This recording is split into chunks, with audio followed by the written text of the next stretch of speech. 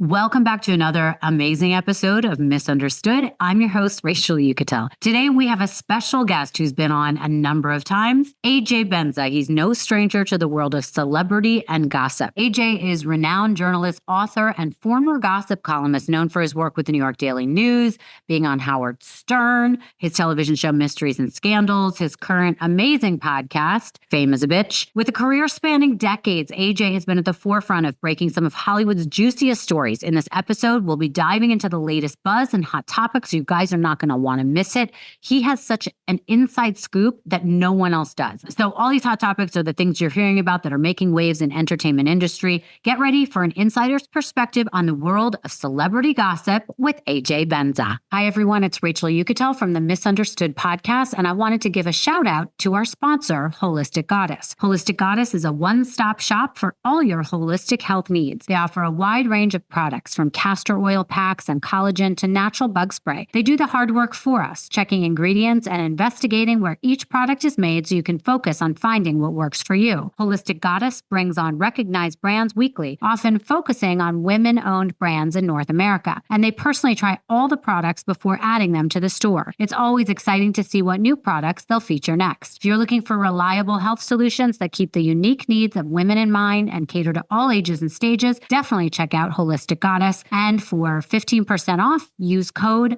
UNDERSTOOD. Go to www.holisticgoddess.com and again, use code UNDERSTOOD for 15% off.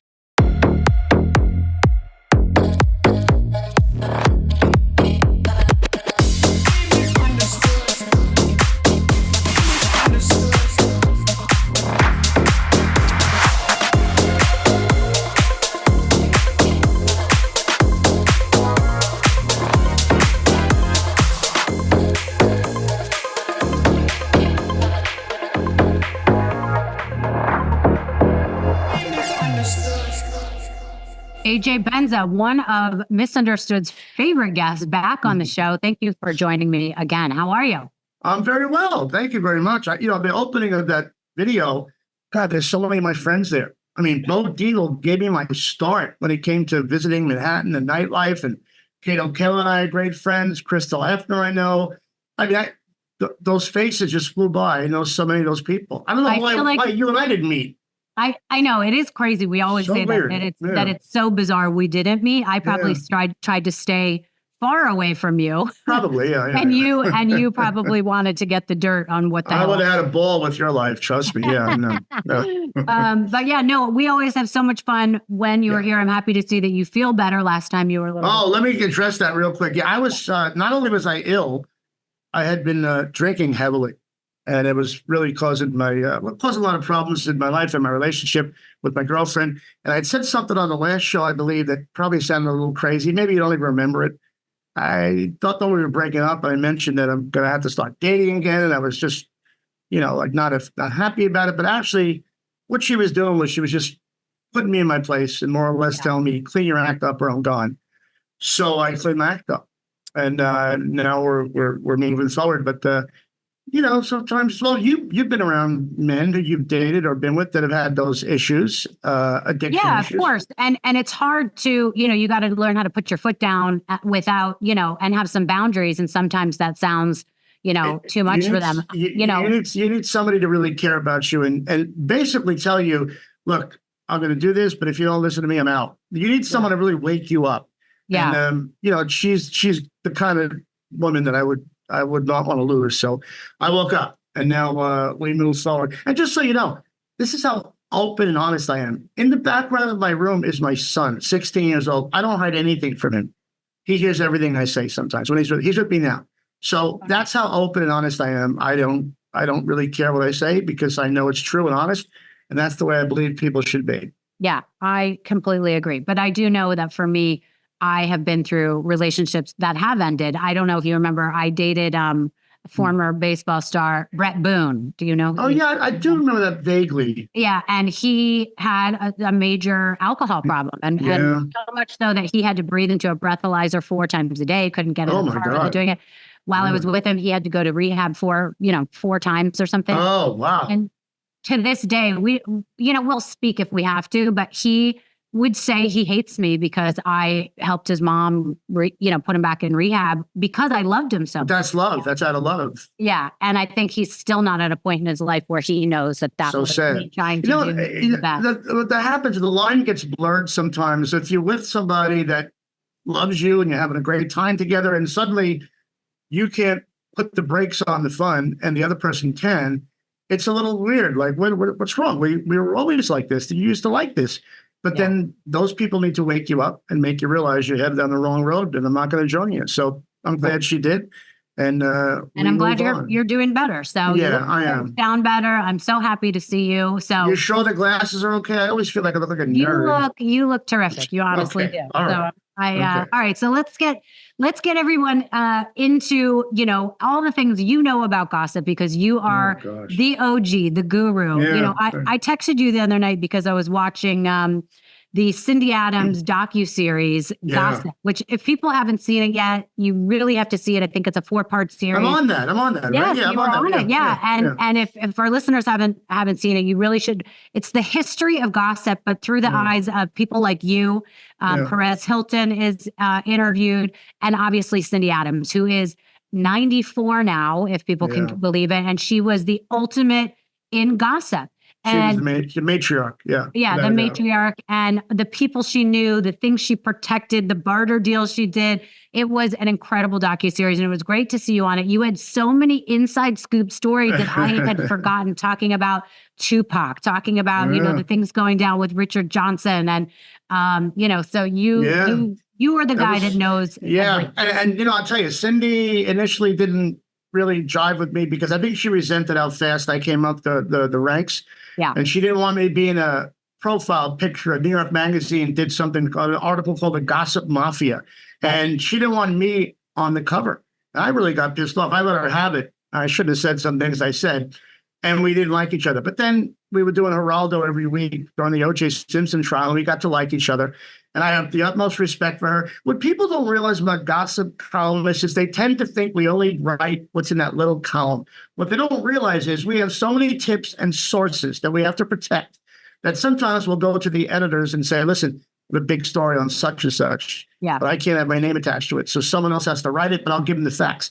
Cindy's done that about 10,000 times with international breaking news. She's that plugged in, even at that age. I love her, and I hope she lasts another 100 years, but she won't.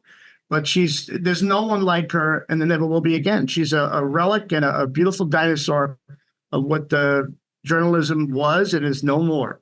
Well, and actually, I was going to bring this up at the end, but let's talk about it now. How do you think the landscape of celebrity gossip has changed from when you started to now? Because and we've talked about it in the past, the level of like social media journalists or people that just get into gossip without any, knowledge about it, any facts. I mean, you guys were intimately speaking to people that wanted to have their story narrated a certain way, or they wanted to protect something. It's a totally different landscape. But what in your opinion has changed so much? Well, what changed is everybody's a writer now. Everybody can get on their laptop and go in their basement, which is a trivial way of classifying these people. But, Instagram and Facebook and TikTok have changed the way people get their news. It used to be in my day, I didn't even know I was going to be a gossip columnist. I just was told to go to a party. I liked it, and I just started writing it. And next thing I know, I'm a gossip columnist. I was a sports writer. But there were only about 15 of us in the country, I believe, that did gossip. Now, I don't know, is there 15,000, 100,000 people, 1 million people who put stories online, and people like you and other people, myself, we read these stories and think it's true. These are people without any journalism credentials. They just think they know what it means to be a gossip columnist, and they don't. Anybody can be a tattletale and tell a story about what they heard. Yeah. But it's a different thing to be a reporter, to muscle into that crowd, to get beyond the ropes and sit in the same tight booths as those celebrities do, have them trust you. That takes a lot of work. It's like infiltrating a different world, and they have to like you. Even though they know you're out there for stories, you can live in that world and survive if you placate them and placate the paper. It's a very delicate dance. And can you talk about some of the friendships you made over those years? Like you had such huge celebrity friendships. Nancy Sinatra, Tupac Shakur and I were tight for a few years. George Clooney and I used to go out together. He won't take my phone call. I don't call him, but if I did, he wouldn't pick up. But I mean, you name it, I was friends with them. I was friends with so many celebrities. Sylvester Stallone comes to mind.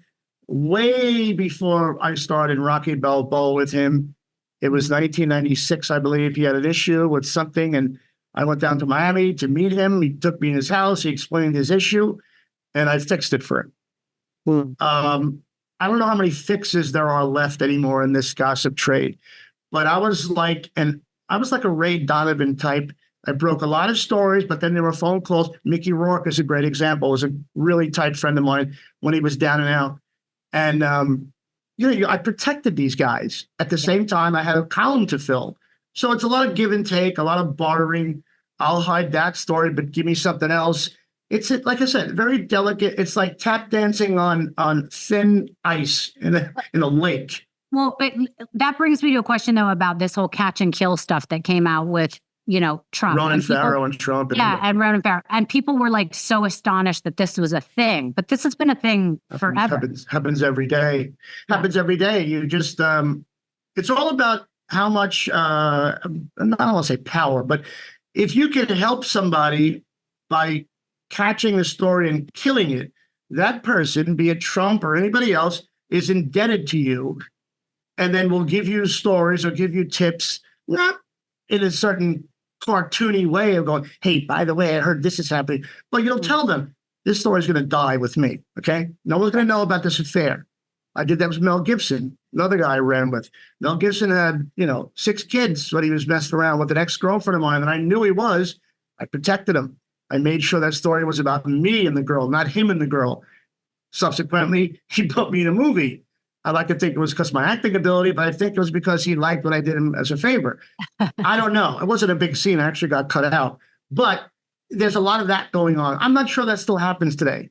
I don't see any gossip columnists making their way onto the screen. After Perez Hilton, who did gossip in a very different way than I did, can you tell me who the latest gossip columnist is that's made noise, that people know, that people see has his own TV show? Or no, I don't. I mean, Harvey Levin, who I knew years ago, before TMZ, he made it an industry, and my hat's off to him. But no one will ever approach gossip like it was in the 90s. No one will ever have the name recognition that I or some of my people that I ran with, like a Richard Johnson, they're not going to have that anymore. George Rush, John and Malloy. There was a lot of us that really broke big stories that we moved on. I haven't moved on. I'm still doing it, but I'm doing it on podcasts now instead of newspapers. Right. Can you talk about a particular story or piece of gossip that had a significant impact on Hollywood or the entertainment industry that we may have forgotten about? Well, I don't know if we're going to forget about it. I think that when Princess Diana died, I thought that would change the whole industry. I thought enough of this, enough of paparazzi chasing stars. You just killed Princess Diana, man. It's got to end. We got to bring it back. It got pulled back a bit, but then it went full steam ahead. So I don't think there's any story that I can remember that had that kind of effect on the gossip industry as a whole. It's very rabid down there. At least it used to be. I don't think it's not, those battles aren't fought the same way. It used to be you could see how many newspapers were selling at the corner newsstand. And if the Daily News stack was lower than the New York Post stack, it meant that we were doing better. If that stack was higher on the way to work, I knew I had to bust my ass and get a big story. And that's when you really went out and till 3, 4 o'clock in the morning and got some shit. But I don't know if there's any big stories like that anymore. Hey, can you tell me a story that someone's name is attached to nowadays? I don't. No, I mean, the gossip now, I hate to even say it. It's like almost like you're pulling teeth. It's not as exciting or, scandalous or like, oh my God. And it was like a real story of its own. And that's what I was going to ask you. Is there one story that you uncovered in your career that you're like, that was like my biggest scoop? Michael Jackson. I broke Michael Jackson's story. Which one? The beginning, where no one knew he was having a young boy stay with him, this little kid named Jordan Chandler.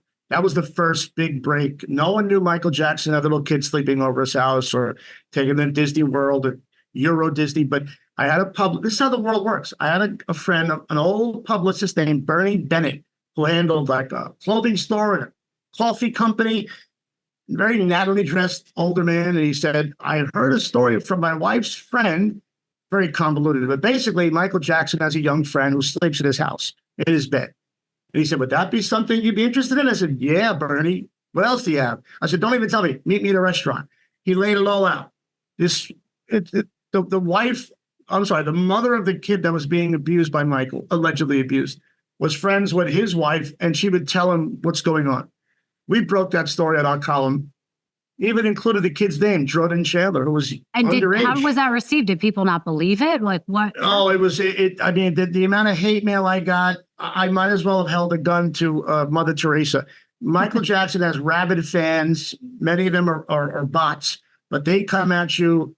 This is before the internet was what it is. So they would write letters with letters like cut out of magazines, like a ransom note, telling you they're going to kill you because you said bad things about Michael.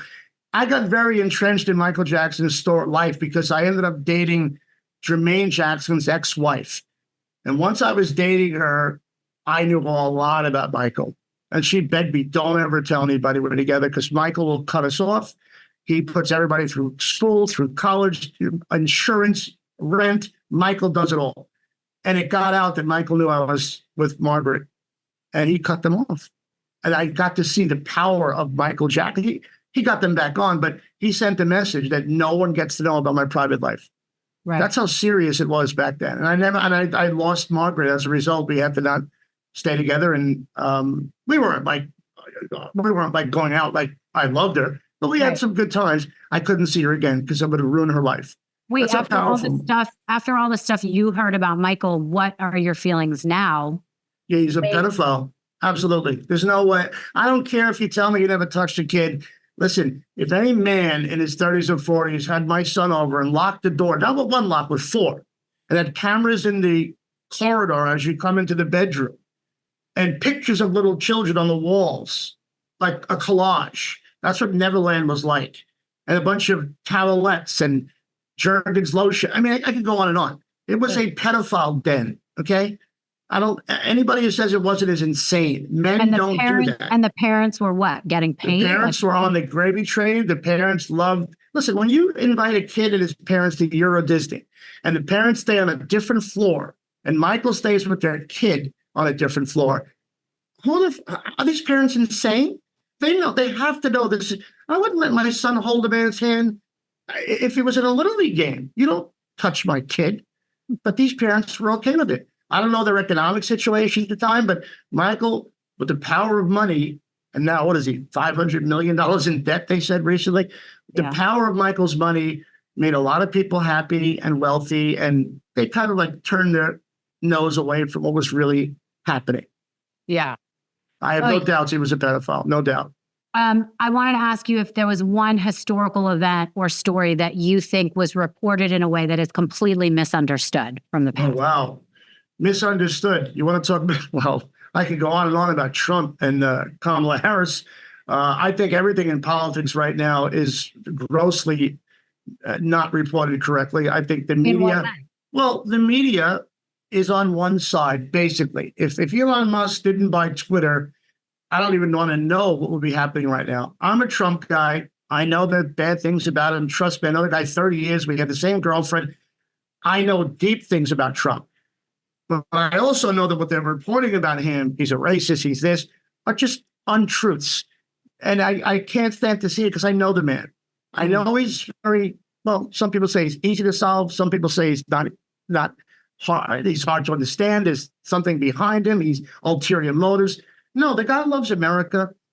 He's not racist, but yet the media still portrays him that way. That is the most gross misrepresentation of truth I've seen so far in the media. And unfortunately, it's the biggest story in the world. Well, but do you think that he sometimes steps in it? I mean, he does say things that can be controversial or misconstrued. Absolutely. He's got a big mouth. He's a narcissist. He's a blowhard. He lies. He stretches the truth. I understand all that. I was brought up around men. New York guys, if you're Donald Trump and you're a real estate developer, you got to deal with unions, the mafia. You got to deal with all kinds of people that most of us don't know how to even act around. And he was not only acting around them, but he was able to do what he did and create what he created around that skyline.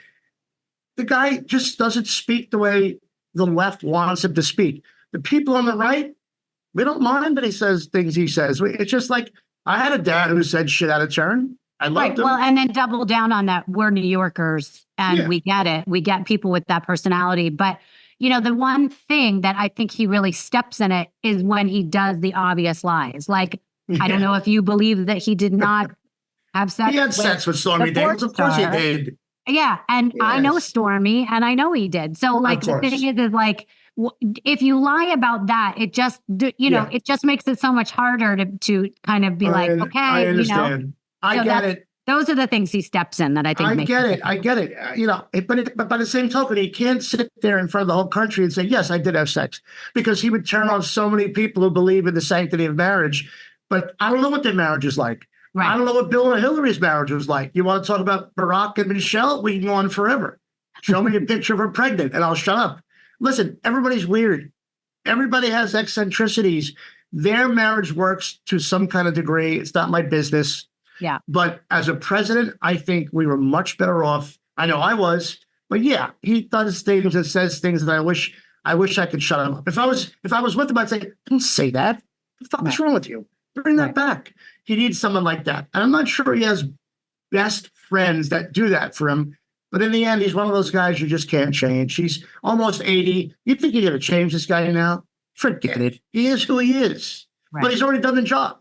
Let's not treat him as a novice. He's done the job. I'm curious your opinion. Do you think that there is any conspiracy theory that is remotely correct about the assassination attempt?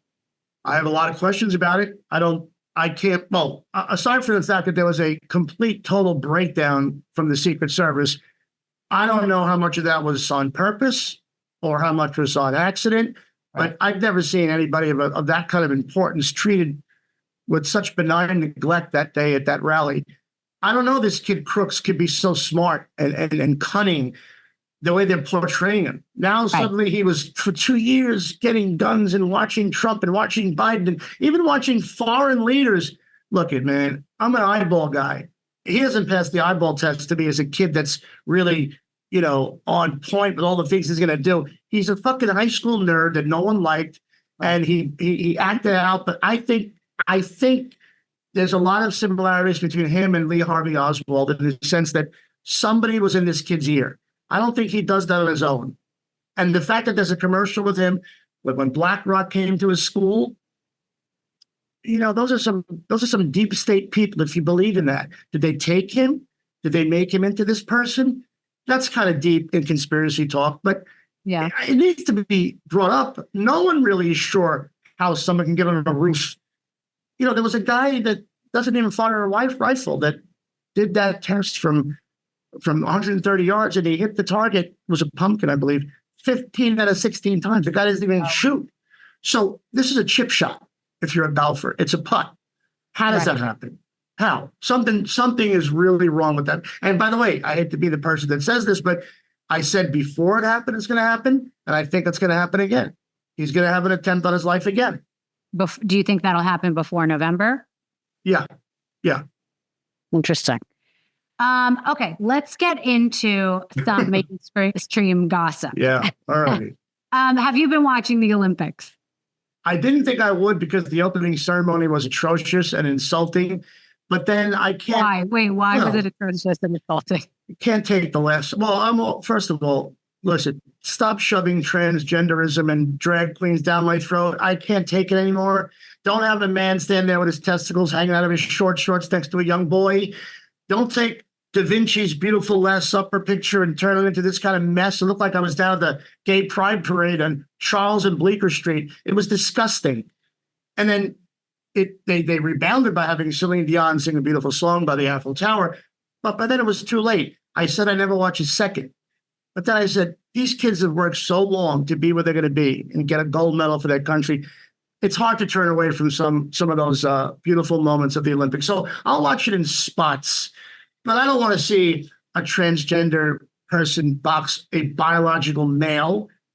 If I could make one bet in my life, I put everything I own on the guy in the boxing ring that'll destroy the former biologically born female. There's no comparison. That's a joke that's got to change. So outside of that, I'll watch some of the sports. Will you watch it? Do you watch any of it? Well, I've watched a little. Listen, I'm obsessed with Celine. Okay. Celine Dion being back, coming back to Vegas. I love, as soon as I saw the news last week that she was going to be doing a residency again at Resorts World, I got very excited. I went and watched her docuseries, I Am Celine. Have you seen it? Yeah, I haven't seen that. No. So it's really interesting because it really captures this stiff person syndrome and shows her actually seizing a bunch of times during the docuseries and how terrible it is. And how, listen, this woman, she's a bit dramatic. She's a bit cheesy. She's kind of goofy. She's always been. And her love story with her husband and Renee, and like, you just kind of laugh at her. But at the same time, her life is about her voice and connecting with people. And the fact that she hasn't been able to do that it makes you really emotional watching it, because that was her. So to see her at the Olympics was pretty amazing. It is amazing. And I'll tell you, I know a personal story because her husband, Renee, was on the show that I host, High Stakes Poker. He played a lot of high stakes poker games. He had obviously a lot of money. This is a guy who mortgaged his house when Celine was young. He knew she had what it took to be a big star, and she never forgot that. There was one night where they were going to play a joke on her. It was her birthday, and there was a big poker game going on at the house. And they made believe he lost $1 million when she walked to the house. And when she saw that, he put his hands down and he fake cried. And Celine got behind him and hugged him and said, "It's okay. We'll be okay." I think that's such a beautiful moment in their lives to show people how much they loved each other, because she has said, if it wasn't for him, I don't know where I'd be. And the fact that she performed after that atrocity and not many people stuck around to watch it. Lady Gaga gets $2 million to sing a song at the Olympics, and Celine did her song for free. That should tell you all you need to know about who she is as a person. Oh, I didn't even know that. Wow. For free. Well, all I know is I'll be going to Vegas to see her if you make it that long. That'd be amazing. Maybe you'll come with me. I see you later. I watch her sing lying down. She's that amazing. Her voice is just beautiful. Yeah, beautiful. Very few people like that anymore. I can only think of like Whitney Houston and maybe Mariah Carey. Yeah, that's it. And Mariah's nuts. Whitney was amazing. Issues. Yeah. She was nuts too. I know. I remember seeing Whitney before people even talked about it, trying to sneak into Eddie Murphy's house party in New Jersey back in like 91, screaming, cursing like ghetto. And I'm like, that's Whitney Houston's like. She ain't what people see on TV. She's a street kid. Well, I think we all saw that when she did the reality show with Bobby, which everyone was like, what? This is crazy. Well, they blame Bobby, but she was that way before Bobby. Yeah. She's a tough street kid. Yeah. Well, anyways, gorgeous voice. Yes. So with the Olympics, just to finish, I watched a little bit. I kind of like when they do those stories. There's a woman water polo player. Now, of course, I'm forgetting her name, but her husband was just diagnosed with cancer and he's there watching her. So that was kind of nice to see. I think they just won the gold. And then, I've been watching a little bit of the gymnastics because that's always fun. And one of the girls had some sort of liver issue a year ago and blew up like a puffin, and now she's fine. And to watch Simone and see how she's doing. So I kind of like all that stuff. There's great human interest stories at the Olympics. That's why you don't need to put on this display. I don't know what got into France. I don't know. All I know is my father helped liberate that country, or else they'd all be speaking German. They should never have done that before the Olympics. I don't know what they were trying to send a message of. It was just, I don't want to see a guy in drag with a beard. Give me a goddamn break. Can we move on from this atrocity? So bad. Yeah. So what do you think about the swimming commentator that got fired for making the sexist comment about the women? Putting the makeup on. Yeah. Listen, we all talk that way. Those are the stereotypes. We all know are true. Men don't ask for directions. Ladies, you all know you take too long with your makeup, and sometimes you're putting it on in the car with the visor down and the mirror and the mascara as we're driving to the restaurant. We've all been there. The guy said something that just, it's a non-issue to me. But in this day and age, look, there was a guy that lost his job because back in the day, maybe 7, 8 years ago, Serena Williams was a genius. One of the Williams sisters was running up to the net in tennis and playing close to the net. That's called gorilla style. Guerilla. Well, he said she's guerrilla tactics took him off the air. Doesn't work anymore because they assumed he meant gorilla as in GOR because she's a black girl. Right. And things like that just have to stop. You cannot fire that guy for saying what he said and then like have people like Kim Cheadle as the Secret Service director be forced to resign. No one fired her. What's his name? Our Secretary of Defense disappeared for 2 weeks. He's back. No one fired him. So why is this guy getting fired for just saying something that we all understand? Women take time to look beautiful for their husbands or boyfriends. It's not a big deal. Well, as a woman, how do you feel about it? Chime in here. I actually did not hear the audio of what he said. I just read a bunch of articles. I read what he said. The girls, I guess, were taking a little bit of time leaving the swimming area, right? After they won. Okay, so they were excited. And he said, oh, girls will be girls. They're doing what they need to do, putting on their makeup, whatever he said. Now, I was not offended by that. I didn't think it was terrible. I mean, he was joking. It was maybe a dumb joke, but for a guy who is a veteran in, being a commentator in the Olympics and sports in general, I thought that was really aggressive. And anyone that, is going to sit here in the comments and be like, Rachel, how could you talk like that? You're a woman. I think he just misspoke. And I definitely agree with you. I don't think he should have been canceled for that. I think the cancel culture still is really terrible. And he clearly felt bad about it. They had just won the gold. He loves, doing this kind of thing. He loves doing it. It's not like he doesn't like women. So no, I know. I thought it was weird. And yeah, I'm late to everything. I'm never on time. Either about my makeup or my driving skills, but I'm never on time. So you got your hair in braids because you got to untie the braids later, so you got wavy hair, right? Okay. Exactly. So to go on a date. You're right. Okay, so a lot of guys know what girls do. Maybe he knows better than some. I don't know. But the point is, if you turn on track and field, you see Sha'Carri Richardson wearing more makeup than RuPaul's Drag Race, and she's out there running the 100-meter. You see, what's her name? Angel Reese in the WNBA with hair extensions and eyelashes fake. I mean, look, it's okay if that's the way you want to live, but we all know you do it. So if he says they're getting ready to put makeup on because they're going to be on national TV for a finishing photo, what's the big deal? Make a bigger deal about the guy who's diving in France with the big package in his Speedo who doesn't know how to place his junk the right way. Apparently the guy, he keeps it up, which I don't know how you do that. Is this the guy they kept saying had a hard on the whole time? Yeah, the French guy. He puts it up. No man walks around with his package up. You put it down. And it was very offensive. Okay. Yes. Well, it was interesting. Let's put it that way.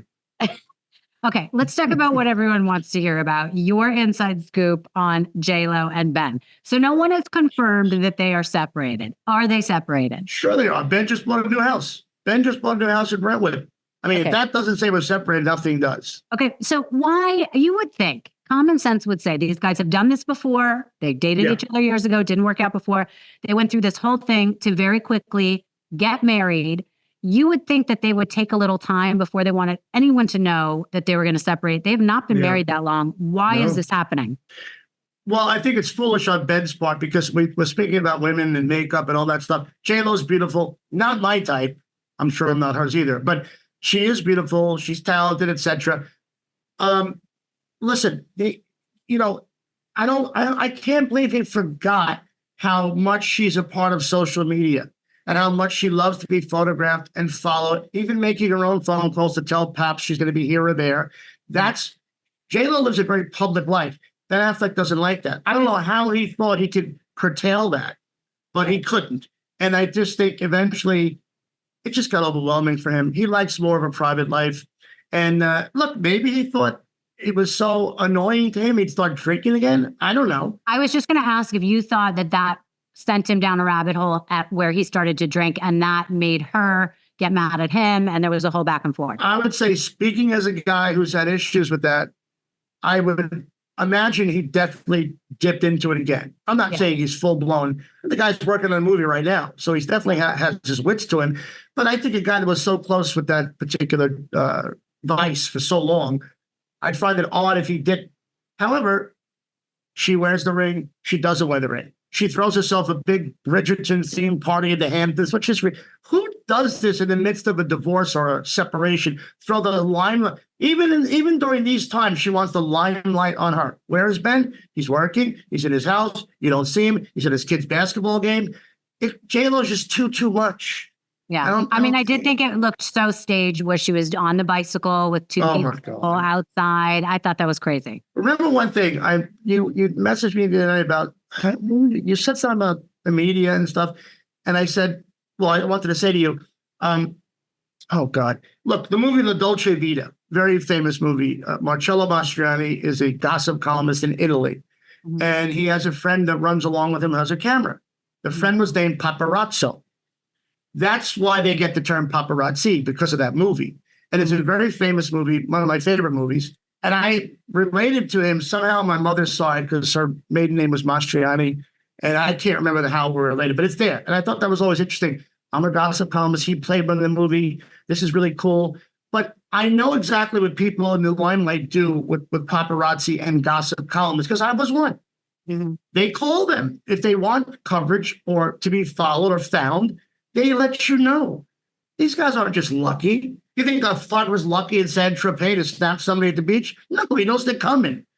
They let them know. Right. So Jennifer loves doing that. Ben doesn't like doing that. And that's the biggest rift in between them that I know of. I don't think it's more personal than that. But the fact that Jennifer Garner is in the middle of this is just so weird to me.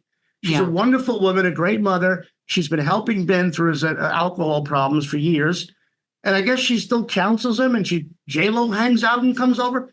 Very weird to me. It's all weird.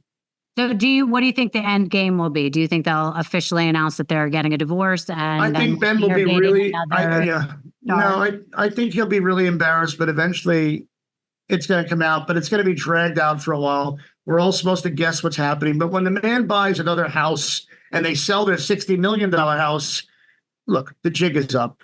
They're gonna say it the way they want to say it, but we all know what it is. Ben, in my opinion, got tired of the publicity that J-Lo seeks constantly, all the time. Well, I hope that J-Lo will learn a lesson in this, that she has to next time be a lot more private with who she dates, because we're all expecting her to start dating somebody within a couple weeks and probably be engaged. Well, she'll find a Silicon Valley guy. She'll find somebody from Silicon Valley, but multiple millions or billions, and then she'll maybe be happy again. I don't know how you date up from Ben Affleck. I mean, he's a handsome guy, talented as hell, big movie star. Where do you go from him? Probably. I don't know. I'm predicting she'll find someone in Hollywood. Maybe in Hollywood, a singer again. Really? I think she likes the limelight. Like, it has to be a flashy name. Like a Kanye. Obviously, she's not going to be Kanye because he's a math. Let's talk about Kanye for a second. What the fuck? What is up with this dude? Let me just say this. What he's doing with Bianca Censori amazes me. I don't know how this girl, I don't know how she just is his muse constantly. She's a beautiful girl, great figure. She's educated. She's an architect degree. Hold on. Before you go further, this is maybe me being way too, what's the word? Judgmental. Go ahead. She go around wearing her tits out like that, I think the woman needs a boob job. You don't think that they are hanging way too low? They're not. I mean, they're natural. They're natural. So they do hang low to a degree, but they're big. Look, that's not what men are complaining about when they see a picture of her. They probably don't like, as I didn't, her sitting on seats in restaurants with short shorts where her ass cheeks are going to touch leather. I don't want to sit in that seat after that. Like, that's enough. Don't do that anymore. That's sticky and gross. But as a woman, I think it's offensive looking at some girls' tits that are just hanging around. I don't know. I understand that. I get it. Men are cavemen. A lot of men. We see curves, and it draws our attention. I don't know what she sounds like. I'm sure she has an Australian accent, I guess. It's so weird. We don't know much about her. We just see her. No. So Kanye, I don't know what he's doing, but imagine you're Kim Kardashian. You've got children with this guy. Yeah. What do the kids think of their dad? I don't know. And does he even have visitation with this woman? I think the whole thing is totally bizarre. Well, I see them with their kids. She's hanging out with Northwest. Like she's doing their hair, braiding their hair. Like she's involved in their life. I don't know. If I was a journalist, I would track down her family and I would pay someone to give a really good, deep inside scoop of what she's like. Her family, her brother and father are gangsters. They both did jail time. They're like Australian mafia, if you will. They're Italian guys. There's some kind of mafia down there. They're involved in that, or they were. They've both done jail time. They're tough guys. Well, they're probably, maybe there's some sort of financial gain. Maybe they will see it. I think so. I think and so. After a couple of years, she'll pull out, but she'll have made millions. The whole family will be well taken care of. The whole Kanye pulls out, because if he has another kid with her, oof, that's going to be something else. Oh my God. Wow. Okay, I want to talk about something that I don't understand. We keep hearing little bits here and there about Puffy, and there's so much to go into with Puffy. And I know you have some really good inside scoop. Yeah. But why has he not been indicted at this point? And do you think he will be? I think he's cooperating. I think he's cooperated for many years. Listen, in the 90s, I had heard that Puffy's a dangerous guy. And I wrote about him. I knew him. I didn't hang out with him, but I knew him. We knew each other, kind of a head nod across the room kind of shit. Mm-hmm. But I always knew he was dangerous. And I knew that there are people in his wake who are dead. This is way before Al B. Shore got sick and all these people died around him. Kim Porter, his ex, the mother of his kids. I was around them or him at that time. And I mentioned to you that Kim Porter, the girl, his ex is dead now, who died of pneumonia, supposedly. Mm-hmm. Years ago in New York City, maybe 2001, her and a friend, were at a club. Remember Cheetah in New York City, that club Cheetah? Mm-hmm. Was here and there, but came in a minute. I saw her. She was attractive. We started talking. Her friend said, "My friend likes you." I sat down with him. She gave me a number. And I said, "She's familiar to me." I knew she was a model, but then I go, "Wait, you're Kim. You're Kanye's girl." I said, "Isn't he going to get upset that you give me your number?" You mean Diddy, not Kanye. Diddy, sorry. And she said, "He doesn't care." And I never called her, never did, nothing to do with her. But now you find out that, of course, she was seeing other people. He would watch. He got turned on by that. But then there are stories where he cracked a chair over her head because flowers arrived at the house when some guy wrote, "Last night was unbelievable. We got to do this again." And he beat her up, put her in the hospital, broke her arm. And everybody that worked at Bad Boy for a while, whether it was Heavy D or Kim Porter or Albie, who almost died, what's his name? Andre Harrell, they're all dead. Tupac's dead. Biggie's dead. I always heard information that Diddy was behind that, paid $1 million to have Tupac locked. I always thought that his closeness to Biggie with this "I'll be missing you" bullshit didn't ring true to me. I said, this guy wants the limelight and Biggie was in his way. I didn't think he had anything to do with Tupac because I knew who Tupac's killer was. At least I thought I did. Now they're saying that Diddy paid for it to go down. I'm not quite sure that's exactly what happened, but that's the news story.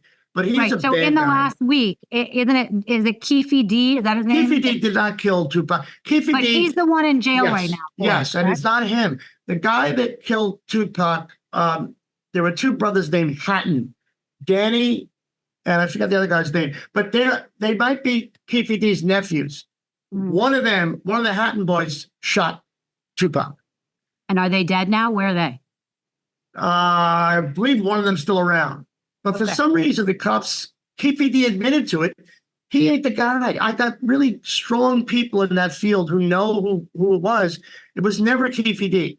But the cops suddenly, a year and a half ago, a year ago, they pull him in. He's the guy, case closed. The cops don't care about Tupac or Biggie. They don't care about black rapper. But is the case closed? I mean, the fact that they just hired Alex Spiro. Did Tupac's family hired Alex Spiro, who's a really big lawyer in this kind of thing. This is not the first time he's done this. And Keefe D has resurfaced an allegation that Diddy offered to pay him to take out Tupac to pay him $1 million. So maybe he's talking about this in prison. I don't know that the case is closed with that. We haven't seen it go to trial. We haven't seen anything. No, it never will. It never will. Because no, they just don't. No one cares. It's 20-something years old. It's over. It's gone. But the big issue is Puffy and how many things he's had his hands in over the years. Right. And I think he's cooperating, and I think he always has cooperated. That's why he's been able to. Look, you saw him spend, $50,000 for that Cassie Ventura tape. And let's talk about the fact that he possibly had that plastic surgeon killed. Yeah. So for people that don't know, because this episode is going to come out before I had Spencer Pratt on a couple weeks ago. Right. Spencer Pratt is married to Heidi Montag. When they became famous. They were on a reality show. But what really made them famous in like the tabloids was that she had 10 surgeries done at once, from her boobs to her nose to liposuction, all this. The doctor's name was Dr. Frank Ryan. Right. Now, fast forward, so he became famous. I was going to say Instagram famous, but tabloid famous. Sure. Next thing you know, right around the same time, he does Cassie's breast augmentation. Yeah, breast job. Makes it bigger. And apparently what happened is Puffy got really mad. As soon as she woke up, he said, take these out. Yeah. And wanted them taken out the next day. And Dr. Ryan said, I'm not doing that. It could kill her. And they got into a huge altercation. And I believe he was convinced to take them out. I don't really remember what the end story was. Yeah. Long story short, within a year, Dr. Ryan, who Spencer swears he knows him very well. He said he loved his dog who was in the car with him. He was texting something about his dog and he went over a cliff. Now, Spencer says to me, Rachel, I know this guy. I know this area. It's a cliff. He was coming out of his house. It is an area he's gone through every day, at least twice a day. This is not a cliff he would have gone over. He is not a guy who would be texting. This was something that went awry. He said, I don't know that whoever, made him go over the cliff meant to kill him. It might have been something to scare him, but that's what happened. By the way, the dog is fine. I don't know if the dog's still alive, but the dog lived. I wanted to hear that. Good. Yeah. The dog did live. So now it's resurfaced and everyone is saying that there is, this conspiracy theory that Puffy had this doctor killed because listen, it's not that hard to have some thugs in a car or 2 or 3 cars swerve and make this guy come off the road. He's a doctor. Doctors don't get involved with skirmishes like this. If you got a couple of cars with some big tough guys that don't want to get you off the road, they can get you off the road. I don't know if that happened for sure. That's certainly a good conspiracy theory. Look, no one's going to know the answer to how many people are gone because Puffy did what he did. But we've seen enough from what's written, what Kim has written. Kim was writing a tell-all book. I had excerpts of that before anybody did. Yeah, I want my listeners to hear a little bit about what you read because you sent it to me. I know it was on your podcast. Yeah. But for people that are not aware, what you sent to me was insane. I can't believe where people are not talking about it. Give a little bit of an insight. Honestly, Rachel, I forget. I'm so giddied out. What was the? So she had written in her unpublished memoir, right? And I think the feds have it at this point, right? I mean, I'm not. I know a buddy of mine has it. That's how I got it. Okay. I think he's gonna try to do something in Hollywood. But I'm not sure if the feds have it. But I've seen it. So she claimed, and you had read pieces of this. So I'm paraphrasing, but you had actually read pieces of it. She had claimed that she sort of had it with Puffy and was going to have a conversation with him. She called him over to her home. She said, it's over, and he gets very angry. But what she writes about before that is how, she was done with all the crazy sex. Oh, the crazy sex parties. Right. I get it now. The group stuff, I think she was pregnant at one time when she was made to have group sex. Right. And then she was there. She had witnessed when she woke up one morning, the door opening and seeing, I think it was Will Smith, seeing Snoop Dogg. Was it Snoop Dogg? Will Smith, Snoop Dogg, Justin Bieber, Usher. She made references to gay stuff about those kids when they were younger. She'd had it with the sex, these freak out parties where people took drugs. And a lot like Jeffrey Epstein, Puffy was filming everybody. I've even heard there's a chick on YouTube named Jaguar Wright. She's was a rapper. She sang on some people. She sang with Jay-Z. She had some weight behind her. She has decided in the last few years to come out and say everything about hip hop culture. And she has said that these parties were real. Puffy would record everything, and it's even on the dark web. Don't ask me how to get there. Actual sex scenes between stars on the dark web that people pay a lot of money for. I don't know who needs to see this or what kind of money they give up to see Usher having sex with. I don't even know, but those are crazy examples of the kind of life he was living. And I remember when I was, I had a girlfriend that had a Hamptonshire for a while, and I was out there with her in the late 90s, and Puffy showed up because he knew her. and he was with J-Lo, but he was with this young girl. It was not J-Lo. J-Lo was a beautiful star, and he's with this young. Obviously, he was messing around with her, and I thought he knows who I am, and he's sitting there with this young girl, and he's with J-Lo. He's obviously fucking the young girl. Mm-hmm. What is he? I was out of the business, so I didn't write about it back then, but I wouldn't have if I was, because it was like an agreement, a silent agreement. You're on your time. I'm not going to fuck with you. But this guy was very brazen about what he did.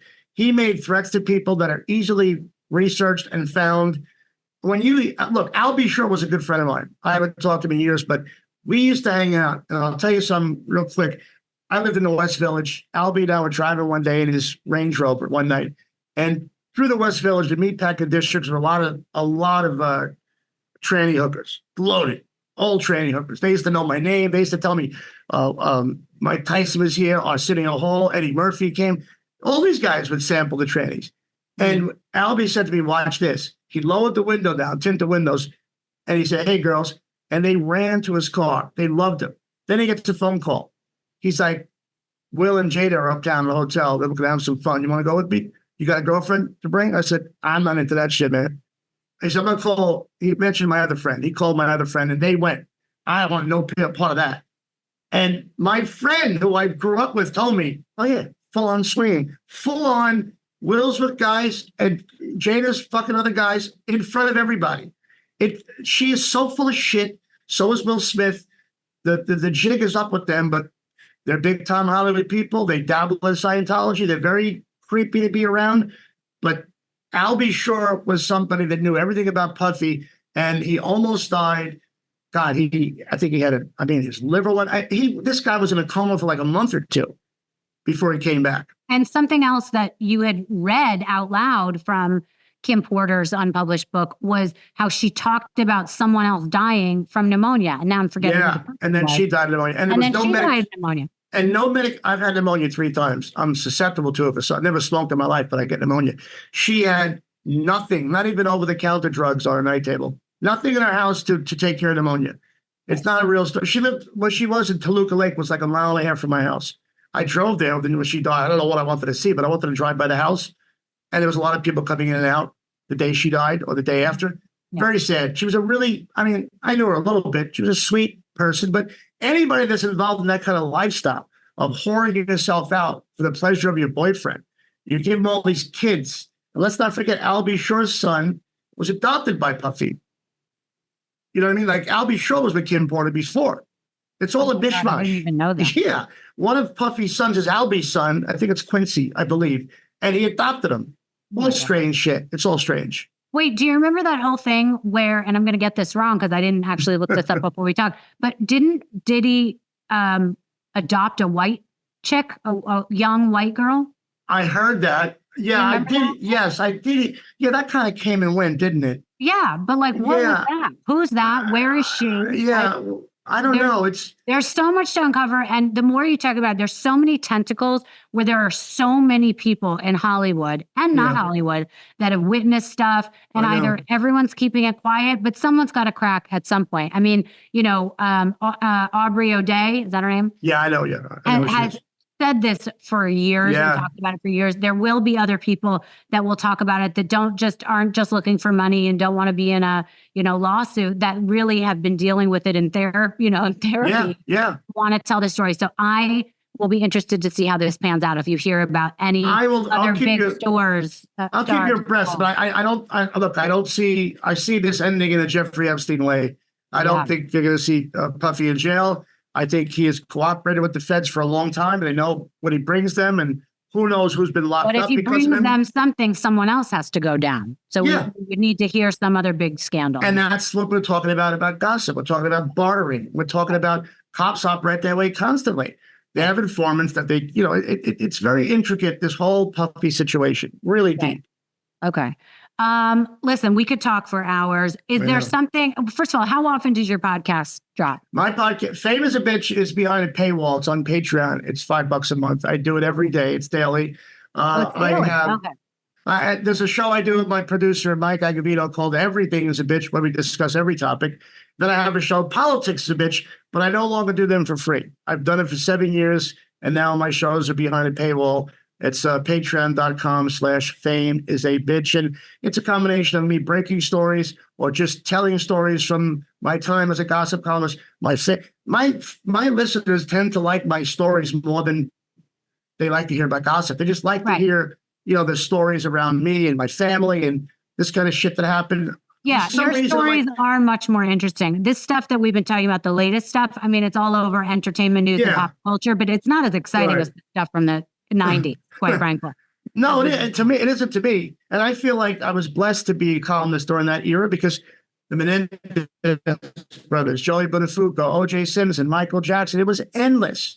Yeah. Tanya Harding. There was so many crazy stories. And I was right there for the thick of it. And I'm just connected to so many things. I'm like, it's like a Forrest Gump kind of thing. I'm always connected to it somehow.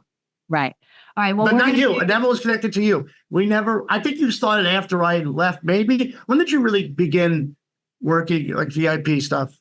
VIP, I started in Vegas in 2005. Oh, see, no, I was out by 98.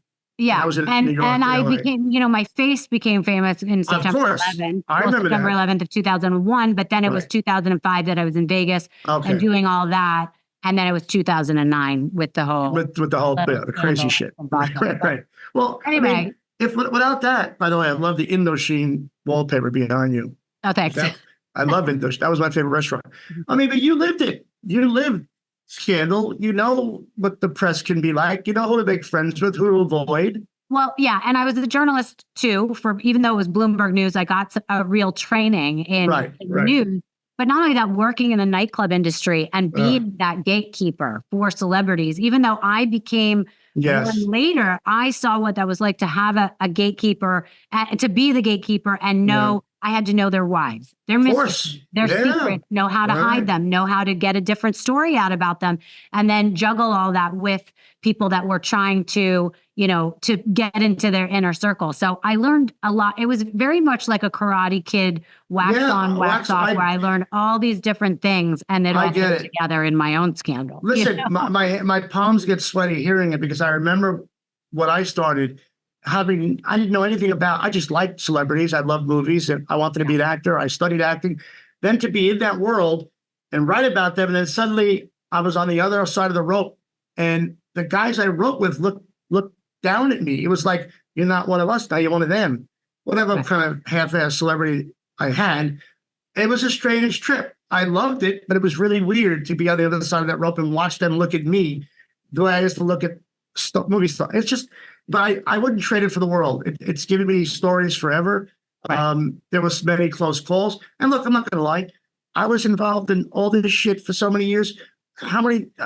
All we did was party and have fun and get up in the morning and write the column. But it was like, I don't want to say wartime. That's ridiculous. But it was like crazy to be out every day until 3 or 4, get up at 8 and do it again and do that for years. You get spit out eventually, but I really relish those times. I could talk about it forever. That's why I do.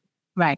All right. Well, I'm going to have you come on again, and we're going to talk about specific stories. All right. Because I think that'll be fun as opposed to this boring stuff about now. But I will ask you, is there anything, because I know you are following all this current gossip because you talk about it every day. People should go sign up for his Patreon. Fame is a Bitch is his podcast. But is there one or two things that you're following right now that you are really covering a lot on your show? I'm getting tired of Ben and Jlo. I think my listeners are too. Trump and Kamala is going to be something we debate about for a long time. I incorporate that because Trump is a star. He's a celebrity. Yeah. By the way, I was fascinated, and I'll just say this very quickly. People should go watch the docuseries that AJ is in called Gossip. There is an amazing story that Cindy tells about how she has known Donald Trump for 50 years or something crazy. She has. And when her beloved husband, that people gave her a hard time.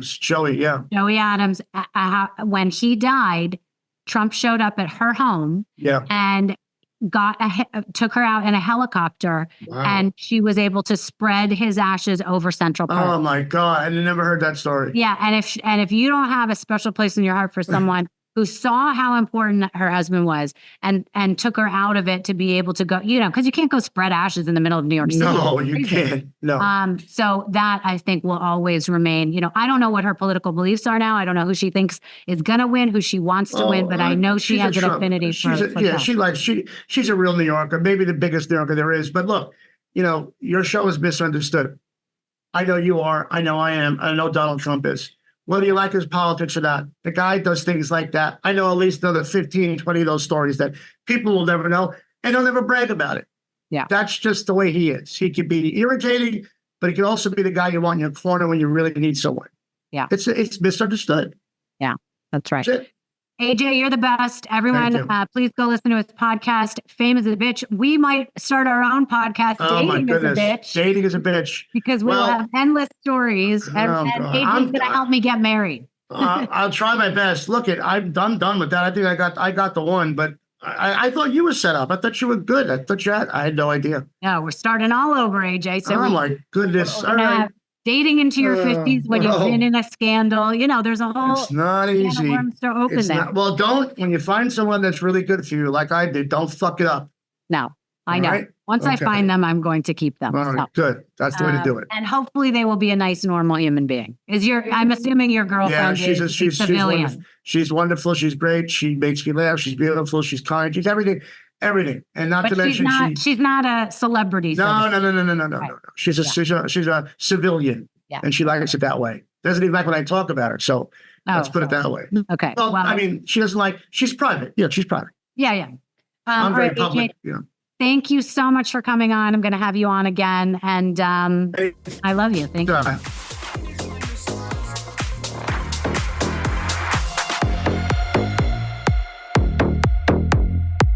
Thank you so much for listening to Misunderstood. I'm your host, Rachel Uchitel. Please be sure to subscribe to the show and give us a 5-star rating and review. You can support the show by joining our Patreon at patreon.com/misunderstood with Rachel Uchitel. Do you have ideas for the show or want to reach out? Email us at info_misunderstoodpodcast@gmail.com. That's spelled MISS understood. Thank you so much, and I'll see you next time.